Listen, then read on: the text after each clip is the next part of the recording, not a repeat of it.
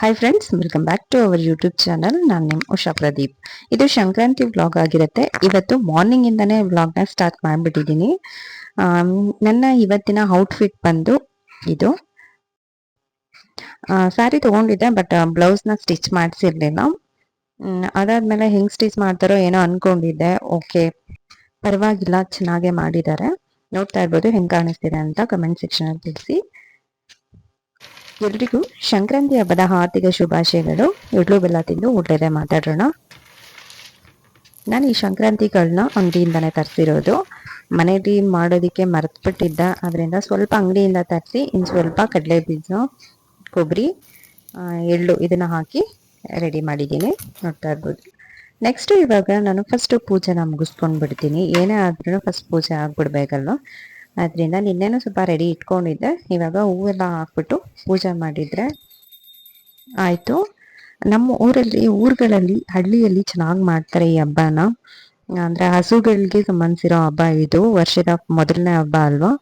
ಅದು ಹಸುಗಳನ್ನೆಲ್ಲ ತೊಳೆದ್ಬಿಟ್ಟು ಅದಕ್ಕೆ ಚೆನ್ನಾಗಿ ಮೇಕಪ್ ಮಾಡಿ ರೆಡಿ ಮಾಡಿ ಬಲೂನ್ಸ್ ಎಲ್ಲ ಹಾಕಿ ಈವ್ನಿಂಗ್ ಟೈಮು ಕಿಚ್ಚಾಯಿಸೋದು ಅಂತ ಹೇಳ್ತಾರೆ ನಮ್ಮ ಮಂಡ್ಯದಲ್ಲಿ. ನಾನು ನೋಡಿರೋದು ಎಲ್ಲ ಕಡೆ ಮಾಡ್ತಾರೆ ಅಂತ ಅನ್ಕೊತೀನಿ, ಬಟ್ ಚೆನ್ನಾಗಿರುತ್ತೆ. ಊರಲ್ಲಿ ಯಾವುದೇ ಫೆಸ್ಟಿವಲ್ ಮಾಡಿದ್ರು ತುಂಬ ಚೆನ್ನಾಗಿರುತ್ತೆ ಫ್ರೆಂಡ್ಸ್. ಅದಾದ್ಮೇಲೆ ಇಲ್ಲಿ ಪೂಜೆ ಎಲ್ಲ ಮುಗಿಸ್ಕೊಂಡು ಮಾರ್ನಿಂಗ್ ಟಿಫನ್ಗೆ ನಾನು ಟೊಮೆಟೊ ಬಾತ್ ಮಾಡಿದ್ದೀನಿ. ಹಿಚ್ಕಿದ ಅವರೆಕಾಳು ಹಾಕ್ಬಿಟ್ಟು ಟೊಮೆಟೊ ಬಾತ್ ಮಾಡಿದ್ದೀನಿ.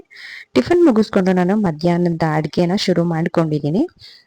ಸಂಕ್ರಾಂತಿ ಹಬ್ಬ ಅಂತ ಹೇಳಿದ್ರೆ ನಾವು ಚಿಕ್ಕವರಿದ್ದಾಗಿಂದನೂ ನಮ್ಮ ಮನೆಯಲ್ಲಿ ಮಾಡ್ತಾ ಇದ್ದಿದ್ದೇನು ಅಂದರೆ ವಡೆ ಮತ್ತು ಪಾಯಸ.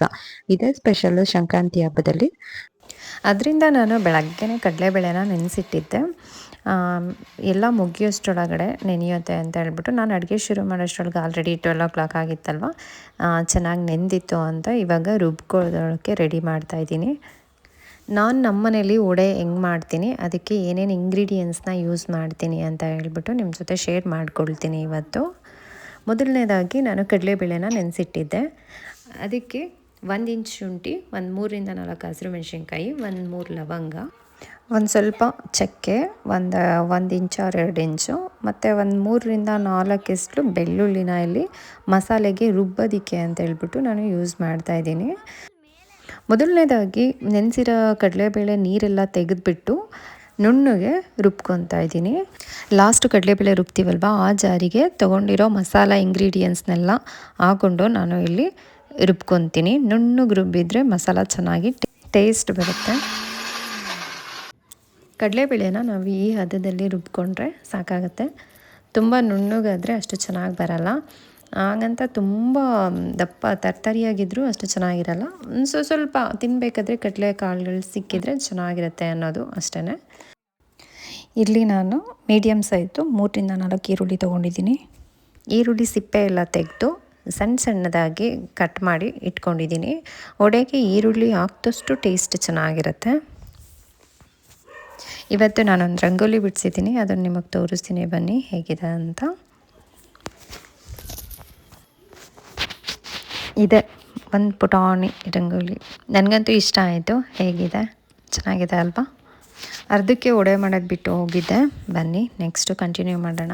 ಇಲ್ಲಿ ಒಂದು 2ರಿಂದ 3 ಕರಿಬೇವಿನ ಸೊಪ್ಪು ತೊಗೊಂಡಿದ್ದೀನಿ, ಮತ್ತು ಸ್ವಲ್ಪ ಕೊತ್ತಂಬರಿ ಸೊಪ್ಪನ್ನು ತೊಗೊಂಡಿದ್ದೀನಿ, ಮತ್ತು ಸಬ್ಬಕ್ಕಿ ಸೊಪ್ಪನ್ನು ಅಷ್ಟೇ ಚೆನ್ನಾಗಿ ತೊಳೆದ್ಬಿಟ್ಟು ಸಣ್ಣದಾಗಿ ಕಟ್ ಮಾಡಿ ಇಟ್ಕೊಂಡಿದ್ದೀನಿ. ಗೊತ್ತಲ್ವ, 3ರಿಂದ 4 ಈರುಳ್ಳಿನ ತೊಗೊಂಡಿದ್ದೀನಿ, ಕಟ್ ಮಾಡಿ ಇಟ್ಕೊಂಡಿದ್ದೀನಿ. ಇವಾಗ ಕಟ್ ಮಾಡಿರೋ ಇಂಗ್ರೀಡಿಯೆಂಟ್ಸ್ನೆಲ್ಲ ರುಬ್ಬಿಟ್ಕೊಂಡಿದ್ವಲ್ಲ ಕಡಲೆಬೇಳೆ, ಅದಕ್ಕೆ ಸೇರಿಸ್ಕೊಂಡು ರುಚಿಗೆ ತಕ್ಕಷ್ಟು ಉಪ್ಪನ್ನು ಆ್ಯಡ್ ಮಾಡಿಕೊಂಡು ಚೆನ್ನಾಗಿ ನೀಟಾಗಿ ಮಿಕ್ಸ್ ಮಾಡ್ಕೋಬೇಕಾಗತ್ತೆ. ಕರಿಬೇವಿನ ಸೊಪ್ಪನ್ನು ಹಂಗೆ ಹಾಕೋದಕ್ಕಿಂತ ಕೈಯಲ್ಲಿ ಚೆನ್ನಾಗಿ ಮುರಿದುಬಿಟ್ಟು ಹಾಕಿದ್ರೆ ಒಳ್ಳೆ ಫ್ಲೇವರ್ ಬರುತ್ತೆ ಮತ್ತು ಒಳ್ಳೆ ಟೇಸ್ಟು ಇರುತ್ತೆ. ಒಬ್ಬೊಬ್ಬರು ಒಂದೊಂದು ಥರ ವಡೆನ ಮಾಡ್ತಾರೆ. ನಮ್ಮ ಮನೇಲಿ ನಾನು ಮಾಡೋದು ಹಿಂಗೇ. ನಿಮ್ಮ ಮನೆಗಳಲ್ಲೆಲ್ಲ ನೀವು ಹೆಂಗೆ ಮಾಡ್ತೀರಾ ಅಂತ ಹೇಳಿ ಕಮೆಂಟ್ ಸೆಕ್ಷನಲ್ಲಿ ತಿಳಿಸಿ. ಇವಾಗ ಮಸಾಲ ಎಲ್ಲನೂ ಕಡಲೆಬೇಳೆ ಒಳಗಡೆ ಹಾಕಿ ಮಿಕ್ಸ್ ಮಾಡ್ಕೊಂಡು ಆದಮೇಲೆ ಎಣ್ಣೆನ ಪಕ್ಕದಲ್ಲಿ ಕಾಯಕ್ಕಿಟ್ಟಿದ್ದೀನಿ.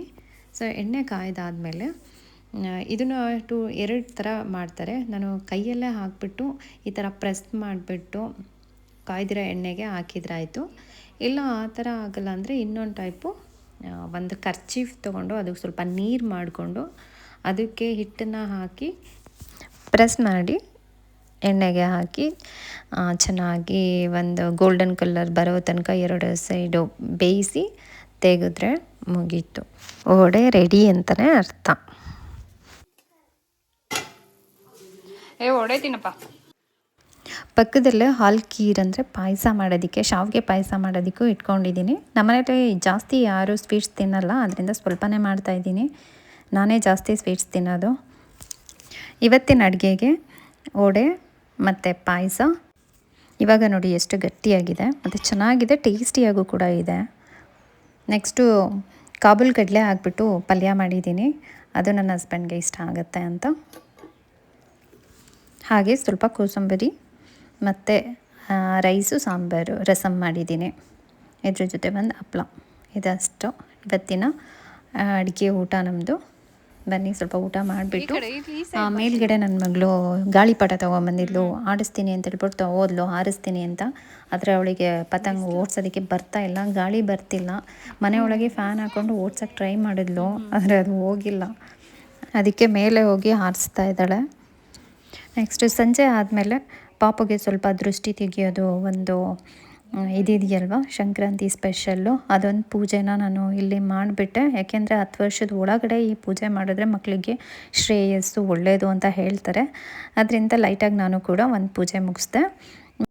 ಮತ್ತು ಸಂಕ್ರಾಂತಿ ಹಬ್ಬದಲ್ಲಿ ಹೆಣ್ಮಕ್ಳು ಚೆನ್ನಾಗಿ ರೆಡಿಯಾಗಿ, ಅದು ಚಿಕ್ಕ ಮಕ್ಕಳುಗಳು ಅಕ್ಕಪಕ್ಕದ ಮನೆಯವ್ರಿಗೆ ಎಳ್ಳು, ಕಬ್ಬು ಇದನ್ನೆಲ್ಲ ತೊಗೊಂಡೋಗಿ ಕೊಡೋದಕ್ಕೆ ಎಳ್ಬಿರೋದು ಅಂತ ಹೇಳ್ತಾರೆ. ಅದು ಮಾಡೋದು ಒಂದು ವಿಶೇಷತೆ ಇದ್ರದ್ದು. ಇದಿಷ್ಟು ನನ್ನ ಮಾರ್ನಿಂಗ್ ಟು ಈವ್ನಿಂಗ್ ಸಂಕ್ರಾಂತಿಯ 1 ಡೇ ವ್ಲಾಗ್ ಆಗಿರುತ್ತೆ. ನಾನು ಇಷ್ಟು ದಿನದಲ್ಲಿ ಯಾವತ್ತೂ 1 ಡೇ ವ್ಲಾಗ್ನ ಒಂದೇ ವಿಡಿಯೋದಲ್ಲಿ ಅಪ್ಲೋಡ್ ಮಾಡಿಲ್ಲ, ಇದು ಫಸ್ಟ್ ಟೈಮು. ಈ ವಿಡಿಯೋ ನಿಮಗೆ ಇಷ್ಟ ಆದರೆ ದಯವಿಟ್ಟು ಒಂದು ಲೈಕ್ ಮಾಡಿ, ಹಾಗೆ ಕಮೆಂಟ್ ಸೆಕ್ಷನಲ್ಲಿ ನಿಮ್ಮ ಅಭಿಪ್ರಾಯನ ತಿಳಿಸಿ. ಇನ್ನೊಂದು ವಿಡಿಯೋ ಜೊತೆ ನೆಕ್ಸ್ಟ್ ಟೈಮ್ ಸಿಗ್ತೀನಿ. ಅಲ್ಲಿ ತನಕ ಎಲ್ರಿಗೂ ಬಾಯ್.